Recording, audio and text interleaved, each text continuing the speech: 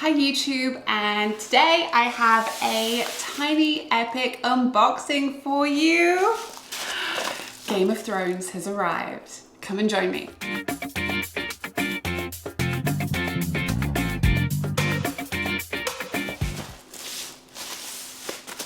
So I was not expecting it to arrive this week. I hadn't been following. And so when this little package came, I had no idea what to expect. So this was a real treat. Let's get it out of the wrapper.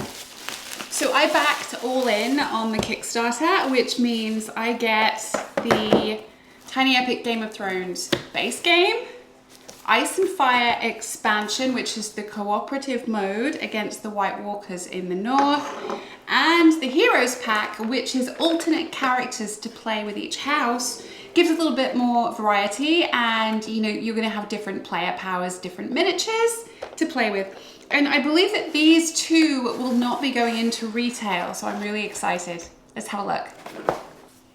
Let's start with the base game. Okay, it's 1 to 4 players, and the Usurper's Code rulebook.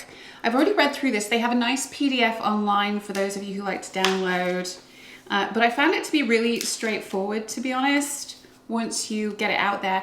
This, I think, is probably one of the most complex games that Tiny Epic has ever done. You are rolling dice, passing those dice around, action selection, trying to get the allies on your side, dealing with your finances, making sure you've got enough money to recruit people, that kind of thing. And so you get, oh, these are lovely. Let's take a look in here. Nice. It's got a little something on, needs a cleanup, so that's not great. It's a little disappointing, but the rest of them, let me show you here. Very nice, just little markers on the board to show you how much money you've got. And I'm sure I'll be able to clean that. If not, I'll be having a chat with Gamelin Games. Okay. Next is the promo pack, Hand of the King. So this is giving me, I think, Tyrion Lannister and a miniature for the throne. Naturally, I'll be painting these guys up. Here's the throne.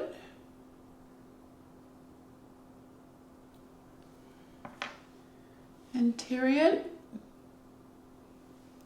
Let's pop him out here. And that's giving me an extra character card as well as a card for the solo play option. So I'll keep these together right there.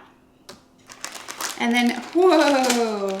So these, for every house, you get these tokens, and that, depending on where they are, will tell you different things. So if they're on the board, it's going to tell you how much power you have for different battles. Let me show you a couple right here. If they're on your card from other houses, it can show you how strong your alliance is. These are the castles. So if you have those, that means that you're in control of an area with a castle. And then, let's see, here we go. One. So this is the first player token, the Hand of the King. And then if I do get an alliance, I'll get a little token like this for each of the houses on my board.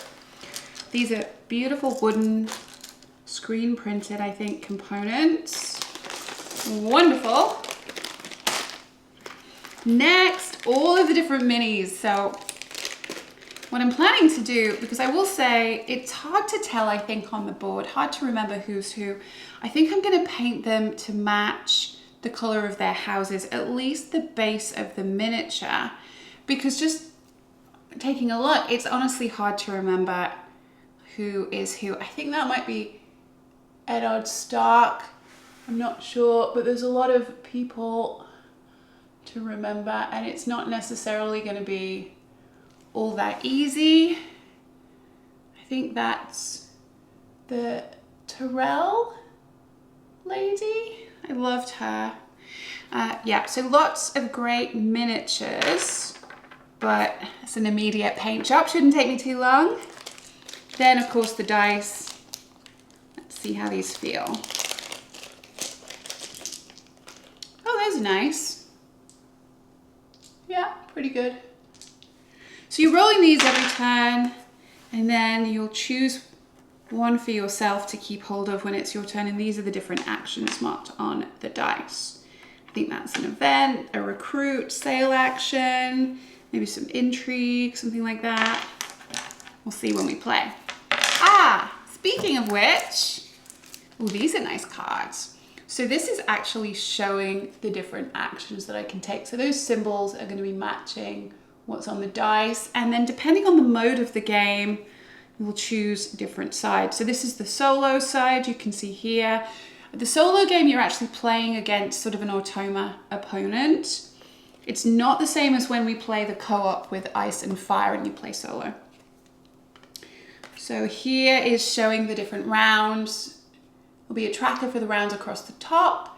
And then along here, it's giving you the instructions for taxation, where you're getting money from different places, how you plot to get allies, how a battle works, and then the scoring, which happens between rounds 3 and 4, 5 and 6, and then at the very end of the game. To win, it's all about, for the main game, the core of the game, competitive, it's all about the most victory points, of course. And then this is the victory point tracker, so we'll just be moving a house marker. And these are the different cards for the different houses. So they have some unique powers for those houses. So for example, House Tully can change a die face to the March action. Lots of different ones. And then, the map cards. So, it's probably worth just getting them out here. So we've got Northwest, can tell from there. Northeast, West, East, Southwest, and Southeast. And then we have it. Here's King's Landing, so this would be where the throne lives. And then, oh, in fact, you've actually got just the pretty version on the back, which would be a bit tricky for gameplay, I think, but yeah. A lot of movement in this game, surprisingly. March, you can go, I think, up to 2, but you can sail from any of these regions 2 cards away. You can go all the way around. You can't go across the north. It's way too cold for that. But lots of options for movement, and every single one has a tiny piece of port connected to it. So even Highgarden right here has this little piece. So I like that a lot. And then the cards. Nice feel. It's that kind of linen finish. We have here, there's Jaime Lannister. So each house has one hero attached to it. So these cards are used in different ways. The top left shows you the usefulness when you're in a battle. It's kind of your power, and if it will cost you any to defend. When I'm trying to get allies, that's at the top right of the card, and then for an event, the power is at the bottom. The cool thing about the heroes of your house will be that once I play them, I should be able to get that card back into my hand so long as his miniature is still in action. There's Eddie Stark, looking good. Very nice. I like the art. I'm glad they didn't use pictures from the game. So let's just pull out all of the heroes. Euron Greyjoy, and I think that's those. So we'll put those here. And then these are going to be all of the different sort of event cards that I'll be shuffling up together. You can see that they're getting more and more powerful for battle. And then here are the cards that we use during the solo game, which will give instruction as to what the automa's doing, your enemy. These ones here.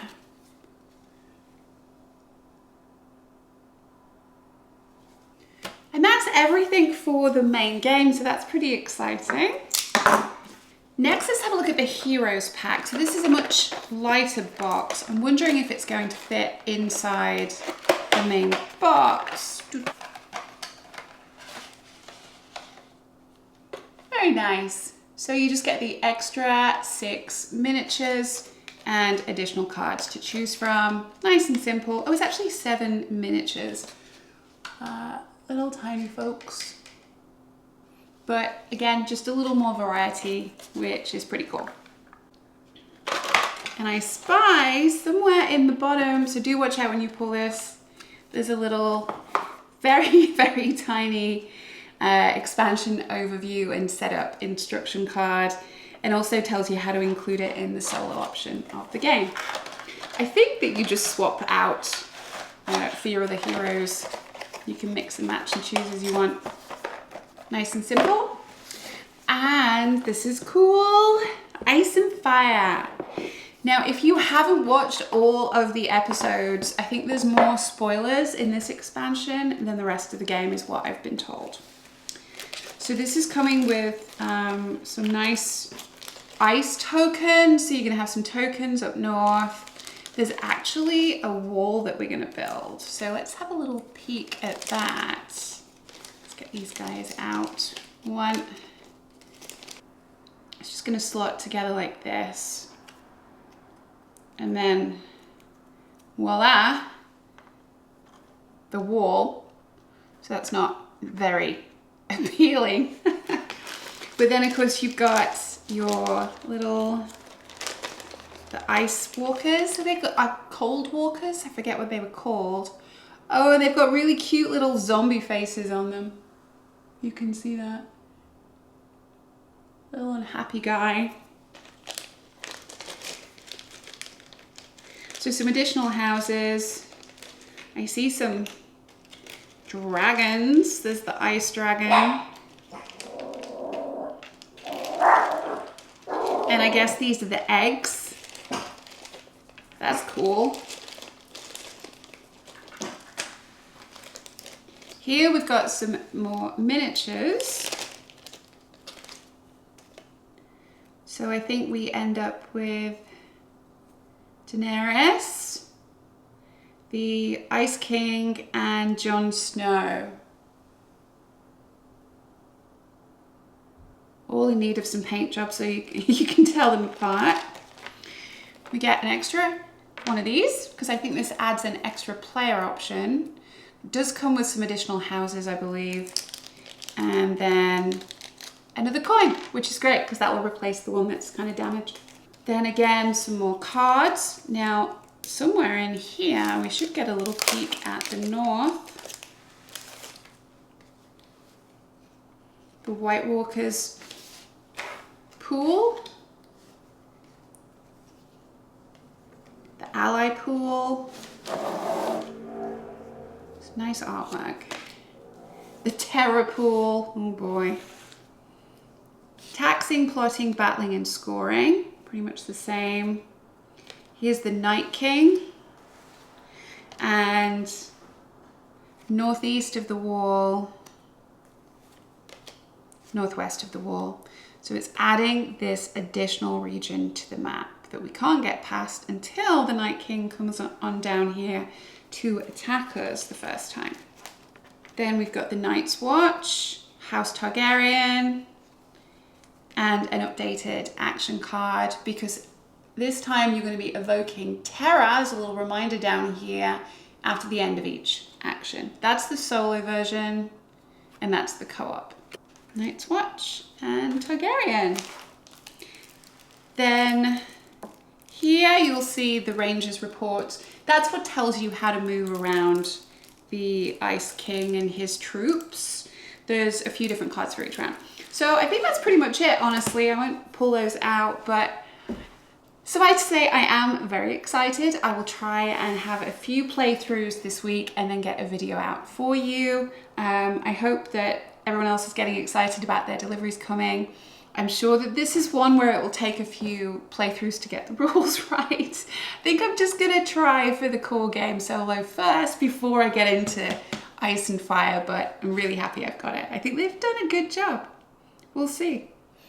Thank you for watching. If you like this video, please share it with your friends, like, subscribe, and please talk to me in the comments. I really enjoy waking up to a message, so thank you.